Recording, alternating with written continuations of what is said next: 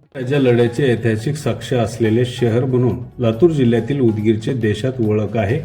मात्र एका सीएच्या कृत्यामुळे देशाच्या आर्थिक व्यवस्थेला फटका बसण्यासारख्या घटनेमुळे उदगीर देशात चर्चेत आले. उदगीर शहरातील नामांकित सीए श्याम शिवप्रसाद कलानी यांनी 2,143 कोटी 79,43,760 रुपये भारताबाहेर पाठवण्यात कथितरित्या मदत केल्याचं आयकर विभागाच्या निदर्शनास आले. त्यावरून आयकर विभागाकडून देण्यात आलेल्या तक्रारीनुसार सीए श्याम शिवप्रसाद कलानी यांच्या विरुद्ध उदगीर शहर पोलीस ठाण्यात गुन्हा दाखल करण्यात आला.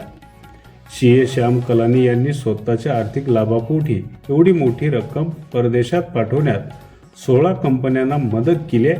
त्यामुळे देशाच्या परकीय चलन साठ्याचे नुकसान झाल्याची शक्यता आयकर विभागाने तक्रारीत व्यक्त केली आहे. तर हजारो कोटीच्या परदेशी निधीच्या हस्तांतरणामुळे भारताच्या आर्थिक व्यवस्थेला फटका बसलाय. या घटनेमुळे उदगीरचे नाव राज्यातच नव्हे तर भारतात चर्चेत आले.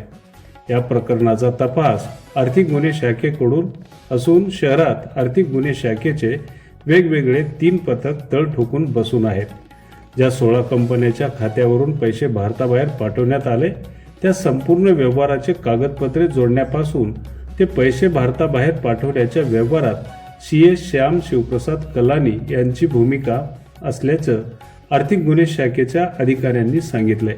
त्यामुळे श्याम शिवप्रसाद कलानी यांच्या शोधात आर्थिक गुन्हे शाखेचे 3 पथक उदगीर शहरात तळ ठोकून बसून आहेत.